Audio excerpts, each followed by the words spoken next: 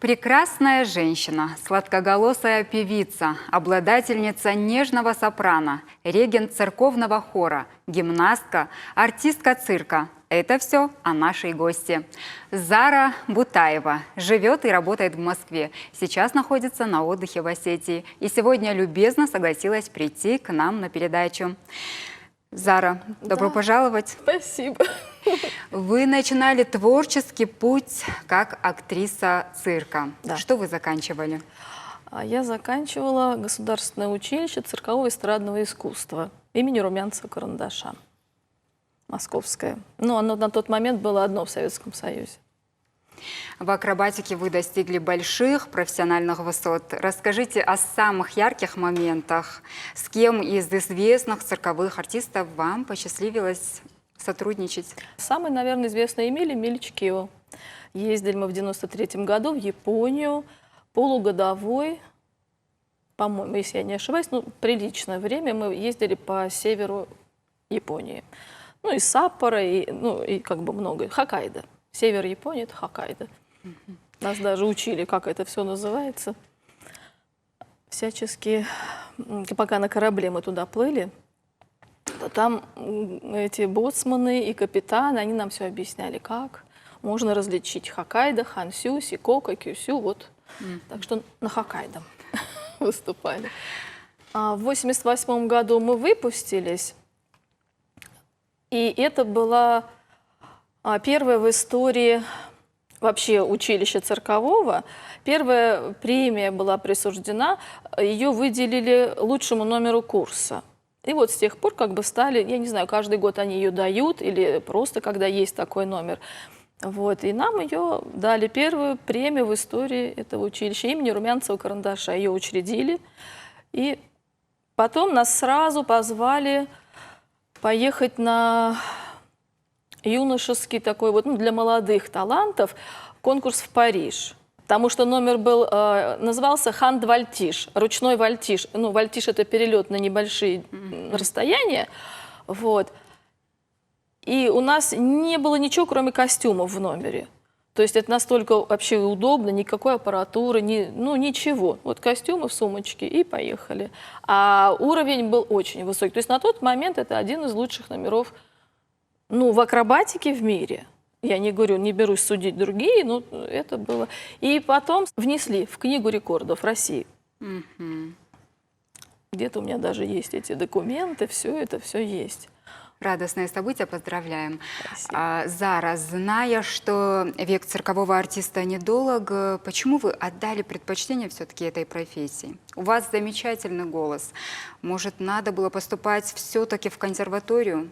Вы знаете, было еще в детстве. Моя мама дружила с подругой Шмыги. Значит, она певица оперетты, и она говорит, этой девочке, а мне было что-то 5 или 6 лет, я просто прыгала, она играла на пианино, ну и как вот с детьми общаются, она говорит, этой девочке надо заниматься музыкой. Ну, что-то не получилось, то ли пианино тяжело было тащить наверх на 8-й этаж, ну, как-то так вот не случилось. То ли ставить его не нашли, куда. В общем, я немножко, правда, позанималась все равно с этим педагогом. Вот. И она увидела это уже тогда, хотя я не пела. Ну вот что-то к музыке, она вот какой-то, вот, видимо, какой-то талант, она узрела.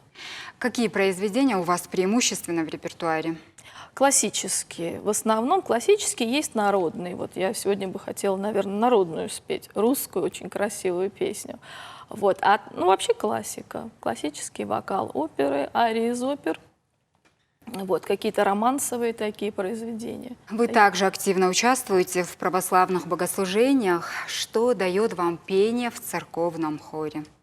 Вы знаете, я даже не знаю вообще, как это получилось. Это было очень интересно. Когда меня встречали на улице люди, ну и что-то мы общались, ну, разговариваем, ты где работаешь? Я говорю, в цирке. В церкви? Я говорю, в цирке. В церкви. И это было не один раз. Как я потом так я туда и попала. Это удивительно. Мистика. Вообще просто, я даже до сих пор не могу понять, как это случилось. Вот по-хорошему. Я ушла, бросила все. Ушла с такой высоты цирковой. Мы взлетели очень высоко. И я приехала домой. Мама говорит, посмотри, какой я организовала хор. Я говорю, ой, как хорошо, мам, как это прекрасно. А я такая вся, значит, из Японии один раз, то второй, то оттуда, то отсюда, вся. Она говорит, хор. Я говорю, да. Ой, очень приятно. Скажите тогда, Зара, какие основные особенности церковного пения? Вы знаете, там все-таки идет упор не столько на музыку, сколько на слово. То есть вот смысл нужно донести до молящегося, да, обязательно выделить словом, показать эту мысль, да, хорошо бы довести. Вот ты там какие-то большие полотна поешь, а мысль надо, потому что иначе, а что человек тогда зачем пришел? Он должен получить это. И, кстати, очень много не нужно такой вот супер красивой музыки. Я ее очень люблю. Но иногда она мешает. Вот где-то надо все в меру, чтобы слово не терялось за какими-то большими такими руладами. Зара, говорят, творческие дети вырастают в тех семьях, в которых семейная обстановка живая, позитивная, яркая. Очень важен оптимистичный настрой родителей, особенно матери. У вас в семье все поколения творческие. Расскажите нашему зрителю про вашу семью. Да, это действительно очень много получилось у нас именно каких-то творческих таких вот нитей. Откуда они идут, я даже не могу сказать. Какое-то вообще, наверное, ну вот это чудо. Говорят же, что посмотри на свою родословную прямо на 7 поколений назад и берись за любое. За любое ремесло, оно пойдет, что тебе удобно и нравится. Ну, мой дядя, мамин брат, потрясающий художник, просто настолько утонченный, такой вот очень интересный человек. Мой дед, папин отец, он просто для себя, ну, раньше вообще много пели, да, и за столом, и не за столом. Вот он просто для себя пел арии.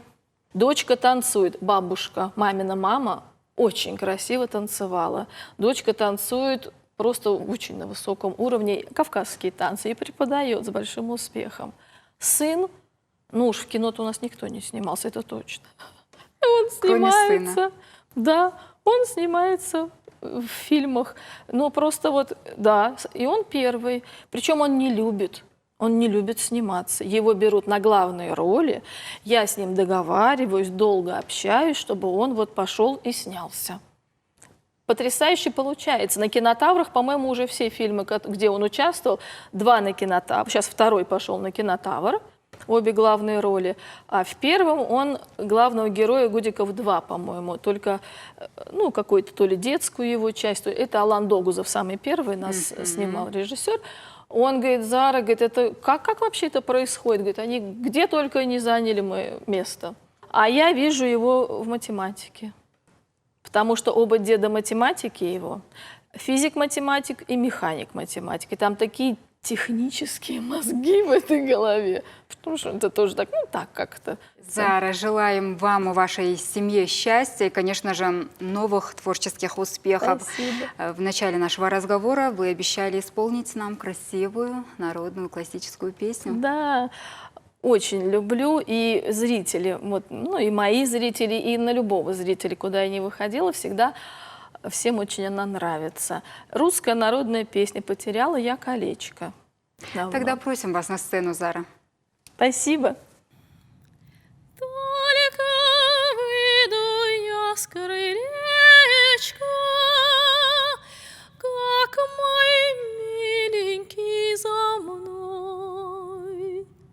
Долго он у ясной речки разговаривал со мной. Подари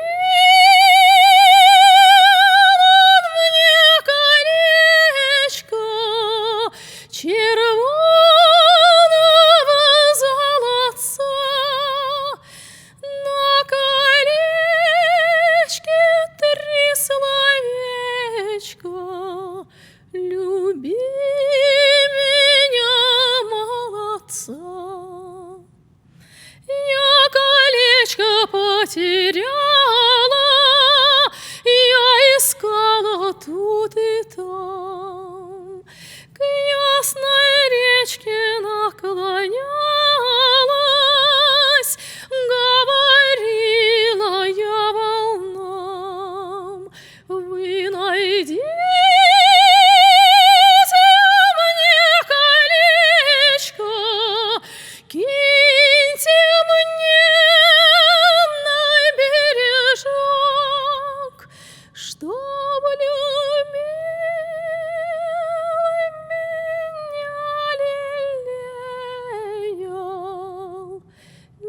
без досады,